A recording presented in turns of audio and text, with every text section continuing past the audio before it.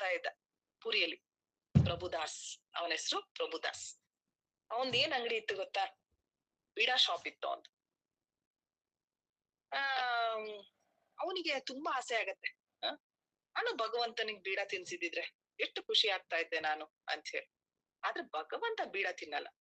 ಈ ಪೂಜಾರಿಗಳು ಬಹಳ ವಿಧಿವಿಧಾನಗಳನ್ನ ಫಾಲೋ ಮಾಡ್ತಾರೆ. ಆದ್ರೆ ಈ ಭಕ್ತನಿಗೆ ಬಹಳ ಆಸೆ, ಭಗವಂತ ಕೃಷ್ಣ ಮತ್ತೆ ಬಲರಾಮ ಒಂದು ಬೀಡ ತಿನ್ನಿಸ್ಬೇಕು ಅಂತ. ಈ ಕೃಷ್ಣ ಮತ್ತೆ ಬಲರಾಮು ಬೀಡ ತಿನ್ನಿಸ್ಬೇಕು ಅನ್ನೋ ಆಸೆ ಇತ್ತಲ್ಲ. ಸೊ ಆದ್ರೆ ಒಂದು ದಿನ ಬಲರಾಮ್ ದಾಸ್ ಅನ್ನೋ ಒಬ್ಬ ಭಕ್ತ ಏನ್ ಮಾಡ್ತಾನೆ, ಇದು ಅಂಗಡಿ ಪ್ರಭುದಾಸ್ದು, ಈಗ ಒಬ್ಬ ಭಕ್ತ ಬಲರಾಮ್ ದಾಸ್ ಅನ್ನೋ ಒಬ್ಬ ಭಕ್ತ, ಇವ್ ನಮ್ ಇಸ್ಕಾನ್ ಭಕ್ತ. ಓಕೆ, ಕೈಯಲ್ಲಿ ಯಾವಾಗ್ಲೂ ಚಾಂಟಿಂಗ್ ಬ್ಯಾಗ್ ಇಟ್ಕೊಂಡು ಸಿಂಹದ್ವಾರದ ಹತ್ರ ಆ ಕಡೆ ಈ ಕಡೆ ಓಡಾಡ್ತಾ ಚಾಂಟಿಂಗ್ ಮಾಡ್ತಾ ಇರ್ತಾರೆ. ಆಕ್ಚುಲಿ ನಿಷ್ಠಾವಂತ ಭಕ್ತರದ್ದು ಹೇಳ್ತಾ ಇಲ್ಲ, ಸುಮ್ನೆ ನನ್ನಂತ ಭಕ್ತರೇ ಇರ್ಬೋದು. ಚಾಂಟಿಂಗ್ ಮಾಡ್ತಾ ಮಾಡ್ತಾ ನಾವು ಎಲ್ಲ ವಿಷಯಗಳನ್ನ ಕಲೆಕ್ಟ್ ಮಾಡ್ತಾ ಇರ್ತೀವಿ, ಎಲ್ಲಿ ಏನಾಗ್ತಾ ಇದೆ, ಈ ಪ್ರಪಂಚ ನಡೀತಾ ಇದೆ ನಮ್ಮಿಂದ ಅನ್ನೋ ಒಂದು ಮನೋಭಾವನೆಯಲ್ಲಿ ನಾವು ಚಾಂಟಿಂಗ್ ಮಾಡ್ತಾ ಇರ್ತೀವಿ. ಸೊ ಆಗ ರಾತ್ರಿ ಸುಮಾರು 12-1 ಗಂಟೆ ಹೊತ್ತಿಗೆ ಮಂದಿರದಿಂದ ಇಬ್ರು ಹುಡುಗರು ಹೊರಗ್ ಬರ್ತಾರೆ. ಒಬ್ಬ ಬೆಳ್ಳಗಿನ ಹುಡುಗ, ಒಬ್ಬ ಕಪ್ಪುಗಿನ ಹುಡುಗ. ಇವ್ರಿಬ್ರು ಹೊರಗ್ ಬರಕ್ಕೆ ಮುಂಚೆ ಮಾತಾಡ್ಕೊಂಡಿರ್ತಾರೆ. ಏನಂತ, ಈ ಬೀಡಾದವನು ತುಂಬಾ ದಿನದಿಂದ ನಮ್ಮನ್ ಕರಿತಾ ಇದ್ದಾನೆ ದಾವು, ಪ್ರಭುದಾಸ್ ನಮ್ಮಿಬ್ರನ್ನ ತುಂಬಾ ನೆನ್ಸ್ಕೊತಾ ಇದ್ದಾನೆ. ಬಲರಾಮ್, ದಾವು ನಾವಿಬ್ರು ಹೋಗ್ ಬರೋಣ ಅಂತ ಹೇಳಿ ಜಗನ್ನಾಥ ಬಲರಾಮನ್ ಕೇಳ್ತಾನೆ. ಆದ್ರೆ ಈ ಪಾಂಡ ಪೂಜಾರಿಗಳನ್ನ ಏನ್ ಮಾಡೋದು, ಇವ್ರು ನೋಡ್ಕೊಳ್ಳೋಣ ಬಿಡು ದಾವು, ಈಗ ಹೋಗ್ ಬರೋಣಪ್ಪ ಅಂತ ಹೇಳಿ ಅವರಿಬ್ರು 13-14 ವರ್ಷದ ಹುಡುಗರ ರೂಪವನ್ನ ತಾಳಿ ಸಾಧಾರಣ ಬಾಲಕರಂತೆ ಆ ಬೀಡಾ ಶಾಪ್ಗೆ ಬರ್ತಾರೆ. ಈ ಸಿಂಹದ್ವಾರದ ಬಳಿ ಇದ್ದಂತಹ ಚಾಂಟಿಂಗ್ ಮಾಡ್ತಾ ಇದ್ನಲ್ಲ ಬಲರಾಮ್ ದಾಸು, ಮಾಲೆಯನ್ನ ಮಾಡ್ತಾ ಮಾಡ್ತಾ ಸುತ್ತಮುತ್ತ ಏನಾಗ್ತಾ ಇದೆ ಎಲ್ಲ ಅಬ್ಸರ್ವ್ ಮಾಡ್ತಾ ಇದ್ದ. ಇವನ್ ನೋಡ್ತಾನೆ, ಈ ಇಬ್ರು ಹುಡುಗರು ಮಂದಿರದಿಂದ ಹೊರಗೆ ಬಂದ್ರು, ಸೀದಾ ಬೀಡಾ ಶಾಪ್ಗೆ ಹೋಗ್ತಾರೆ. ಅಲ್ಲಿ ಹೋಗಿ ಕೃಷ್ಣ ಹೇಳ್ತಾನೆ, ಅಣ್ಣ ಯಾವ್ದು ಫ್ಲೇವರ್ ಬೀಡ ತಿನ್ನೋಣ ನಾವಿವತ್ತು ಅಂತೇಳಿ. ಆಗ ಬಲರಾಮ್ ಹೇಳ್ತಾನೆ, ಅದನ್ನ ಎಕ್ಸ್ಪ್ಲೈನ್ ಮಾಡ್ತಾರೆ ಹೆಂಗ್ ಬೇಕು ಬೀಡ ಅವ್ರಿಗೆ ಅಂತ ಹೇಳಿ. ಅಂಬಾಡಿ ಎಲೆಯಲ್ಲಿ ಏಲಕ್ಕಿ, ಲವಂಗ, ಸಣ್ಣ ಸಣ್ಣ ಸ್ವಲ್ಪ ಸುಣ್ಣ ತುಂಬಾ ಜಾಸ್ತಿ ಆಗ್ಬಿಟ್ರೆ ಬಾಯೆಲ್ಲ ಸುಟ್ಟೋಗ್ಬಿಡುತ್ತೆ. ಮತ್ತೆ ತುಂಬಾ ಜಾಸ್ತಿ ಗುಲ್ಕನ್ನು ಮತ್ತೆ ಟೂಟಿ ಫ್ರೂಟಿ ಎಲ್ಲ ಹಾಕಿ ತುಂಬಾ ಚೆನ್ನಾಗಿ ಪಾನ್ ಮಾಡ್ಕೊಡು ಅಂತ ಹೇಳಿ ಆರ್ಡರ್ ಕೊಡ್ತಾರೆ ಇಬ್ರು. ಆಗ ಪ್ರಭುದಾಸ್ ಅವ್ರು ಹೇಳ್ದಂಗೆನೆ ಎಲ್ಲ ಟೂಟಿ ಫ್ರೂಟಿ ಗುಲ್ಕನ್ ಎಲ್ಲ ಹಾಕಿ ಪಾನ್ ಅನ್ನ ಮಾಡ್ಕೊಡ್ತಾರೆ.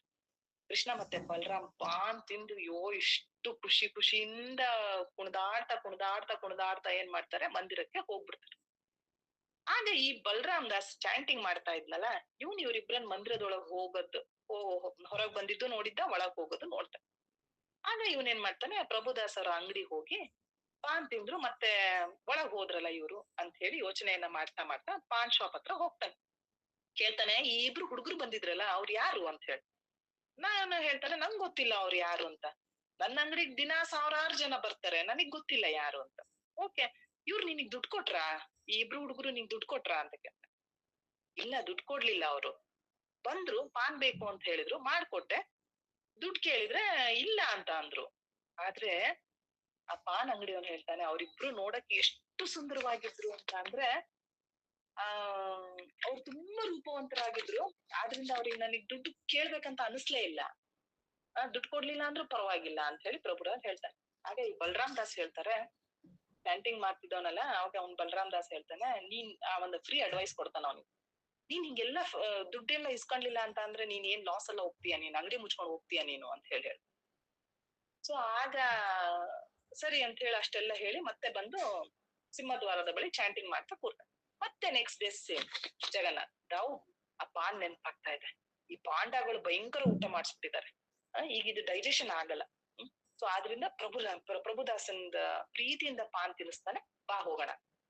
ರಾತ್ರಿ ತಮ್ಮ ಬೇದಿಯಿಂದ ಇಳಿದು ಜಗನ್ನಾಥ ಬಲರಾಮ ಏನ್ ಮಾಡ್ತಾರೆ, ಸೇಮ್ ಹುಡುಗರ ರೂಪವನ್ನ ತಾಳಿ ಪಾನ್ ಶಾಪ್ಗೆ ಹೋಗ್ತಾರೆ. ಮತ್ತೆ ಸೇಮ್ ಆರ್ಡರ್ ನ ಕೊಡ್ತಾರೆ, ಪಾನ್ ಮಾಡ್ಕೊಡ್ತಾರೆ. ತಿಂದ ಮೇಲೆ ಪ್ರಭುದಾಸ ಈ ಸರಿ ಬಿಡಲ್ಲ, ಯಾಕಂದ್ರೆ ನಿನ್ನೆ ಬಲರಾಮ್ ದಾಸ್ ಹೇಳಿದ್ನಲ್ಲ, ನೀನ್ ಲಾಸ್ ಅಲ್ಲಿ ಹೋಗ್ತೀಯ, ದುಡ್ಡು ಇಸ್ಕೊಂಡ್ಲಿಲ್ಲ ಅಂತ ಹೇಳಿ, 2 ರೂಪಾಯಿ ಕೊಡಿ ಅಂತ ಕೇಳ್ತಾನೆ.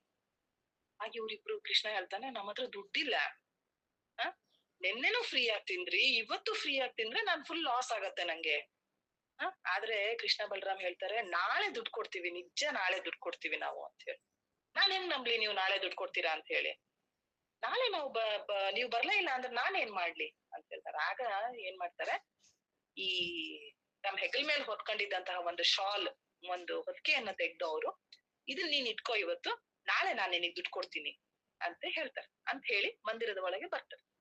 ನೆಕ್ಸ್ಟ್ ದಿನ ಮಾರ್ನಿಂಗ್ ಬೆಳಗ್ಗೆ ಪೂಜಾರಿಗಳು ಮಂದಿರವನ್ನ ಓಪನ್ ಮಾಡ್ತಾರೆ. ಜಗನ್ನಾಥನ ಎಲ್ಲ ಬಟ್ಟೆಗಳು ಸರಿ ಇದೆ, ಆದ್ರೆ ಆ ಶಾಲ್ ಇಲ್ಲ. ಶಾಲ್ ಎಲ್ಲಿ ಹೋಯ್ತು, ಶಾಲ್ ಎಲ್ಲಿ ಹೋಯ್ತು ಅಂತ ಹೇಳಿ ಚರ್ಚೆ ನಡಿಬೇಕಾದ್ರೆ ಮತ್ತೆ ಈ ನಮ್ಮ ಇಸ್ಕೊಂಡಿಗೆ ಒಟ್ಟಿ ಚಾಂಟಿಂಗ್ ಮಾಡ್ತಾ ಮಾಡ್ತಾ ಅಲ್ಲಿ ಆಗ ಪ್ರಭುದಾಸನ ಹತ್ರ ಹೋಗ್ತಾರೆ. ಹೋಗಿ ಹೇಳ್ತಾರೆ, ಮಂದಿರದಲ್ಲಿ ಜಗನ್ನಾಥನ್ ಶಾಲು ಕಳ್ದೋಗಿದೆಯಂತೆ, ತುಂಬಾ ಜೋರ್ ಎಲ್ಲ ಹುಡುಕ್ತಾ ಇದಾರೆ, ಶಾಲ್ ಎಲ್ಲಿ ಹೋಯ್ತು, ಶಾಲ್ ಎಲ್ಲಿ ಹೋಗ. ಅದ್ ಹೋಗ್ಲಿ ಬಿಡು, ನಿನ್ನೆ ರಾತ್ರಿ ಆ ಹುಡುಗರು ಬಂದಿದ್ರ ಮತ್ತೆ ಅಂತ ಕೇಳ್ತಾರೆ. ಮತ್ತೆ ದುಡ್ಡು ಇಸ್ಕೊಂಡೇ ಇಲ್ವೋ ನೀನು, ಪಾನ್ ಸುಮ್ನೆ ಫ್ರೀಯಾಗಿ ಕೊಟ್ಟಿವ. ಅವ್ರ ಹತ್ರ ದುಡ್ಡು ಇರ್ಲಿಲ್ಲ ಅಂತೆ. ಅದಕ್ಕೆ ಅವ್ರು ಏನ್ ಮಾಡಿದಾರೆ, ಪ್ರಭುದಾಸ್ ಹೇಳ್ತಾನೆ, ಅವ್ರ ಹತ್ರ ಇದ್ದಂತ ಶಾಲ್ ನ ಇಲ್ಲಿ ಕೊಟ್ಟು ಹೋಗಿದ್ದಾರೆ ಅಂತ ಹೇಳಿ. ಆಗ ಎಲ್ಲಿ ತೋರ್ಸು ನೋಡೋಣ ಆ ಶಾಲ್ ನ ಅಂದಾಗ ಅದನ್ನ ನೋಡಿದ್ರೆ ಬಲರಾಮ್ ದಾಸ್ಗೆ ಗೊತ್ತಾಗತ್ತೆ ಇದು ಜಗನ್ನಾಥನ ಶಾಲ್ ಅಂತ ಹೇಳಿ.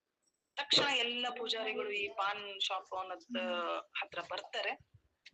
ನಿಮ್ ಜಗನ್ನಾಥ್ ಮತ್ತೆ ಬಲ್ದೇವು ದಿನಾ ರಾತ್ರಿ ಬಂದು ಪಾನ್ ತಿನ್ನಕ್ಕೋಸ್ಕರ ಇವ್ರ ಅಂಗಡಿ ಹತ್ರ ಬರ್ತಾರೆ, ಪಾನ್ಗೆ ಕೊಡಕ್ಕೆ ದುಡ್ಡಿಲ್ಲ ಅಂತ ಹೇಳಿ ತಮ್ಮ ಹತ್ರ ಇದ್ದ ಶಾಲ್ ಅನ್ ಕೊಟ್ಟೋಗಿದಾರೆ ಇಲ್ಲಿ ಅಂತ ಹೇಳ್ತಾರೆ.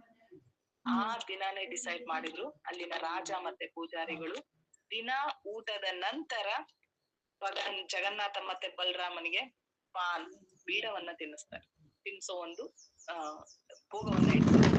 ಈ ರೀತಿ ಭಗವಂತ ತನ್ನ ಭಕ್ತರ ಜೊತೆಗೆ ಅನೇಕ ಲೀಲೆಗಳನ್ನ ಮಾಡಿದ.